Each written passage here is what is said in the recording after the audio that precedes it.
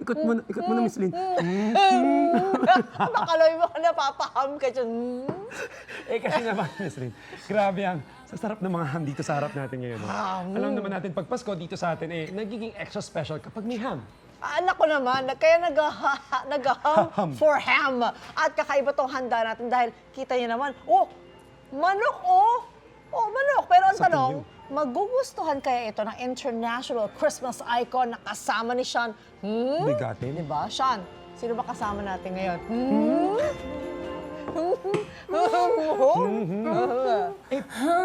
Grabe naman yung aming Mariah Carey. Maraming salamat at napaunlakan mo kami ngayong umaga. Good morning, mga kapuso. Good morning, Sean. Good morning sa'yo.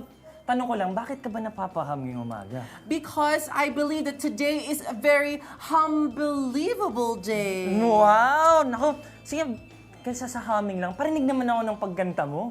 Naku naman, Sean. Of course. Sampulan mo nga kami. Mga kapuso.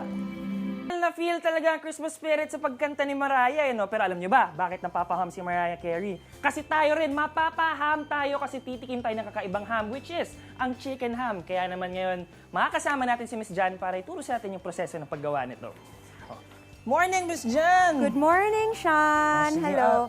Paano ba to? Ano bang unang gagawin natin? Sige, so papakita ko yung quick process no, kung paano gumawa ng homemade chicken ham. So of course, this is a one whole chicken. So mas maganda, the bigger, the better, no? Siyempre! Oo. So, syempre, the secret is in the flavor. So, papakita ko lang ano yung ingredients. So, the first step would be the dry rub. So, ito yung mga ingredients of the dry rub. So, there's salt, there's white sugar, there's curing salt. So, very important itong curing salt kasi ito yung magpapagawang ham sa chicken. Okay. And then, this is yung secret blend of spices. Secret? Yes. Bawal sabihin. Ano, saan po ba nanggaling yung recipe na to?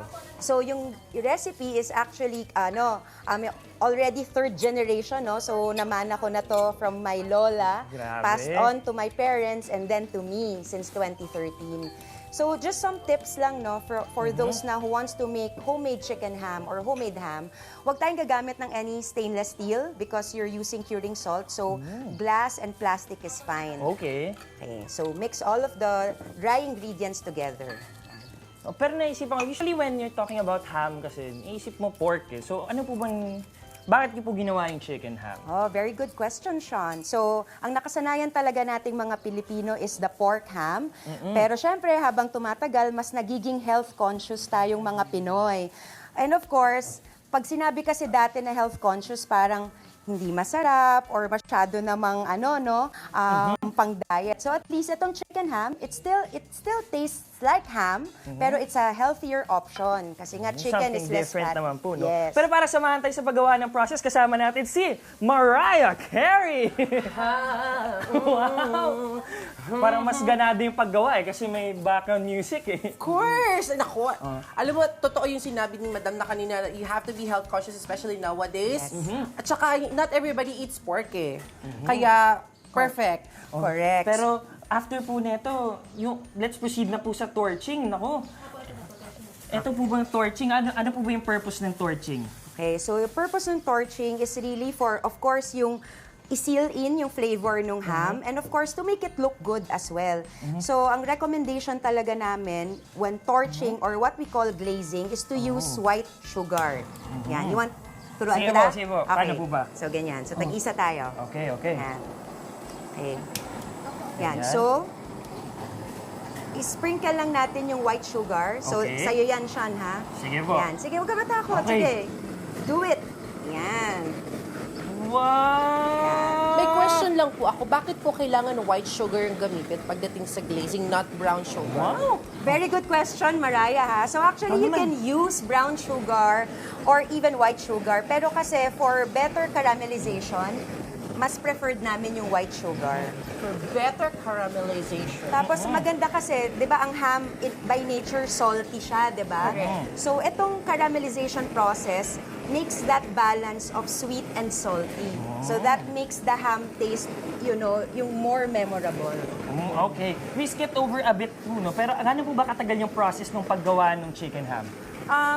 On average, ang process ng paggawa ng ham is 8 days.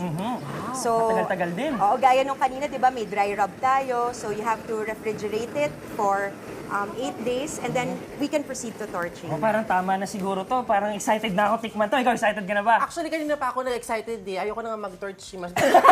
Tara! Okay. Eto na yung finished product. Grabe, ang ganda guys, oh. Oh, tara, tikman natin. Okay, serve ko kayo. Okay, ito po. So, Mariah, here's yours. Sorry, Sean, ha? Ano ka lang? Go lang po. Very tender yung laman, ha? Oo. Ayun.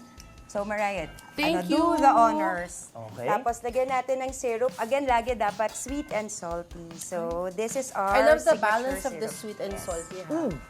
Sorry. Not only sweet. Kukunin ko to ng konti. Karang kailangan natin hiwain to ng konti. Baba muna natin. Okay.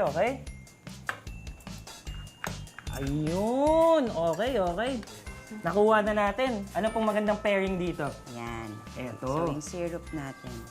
Sige nga, Okay. Sean, taste mo. Nunaan ako ni Mariah agad eh. Nahulog po.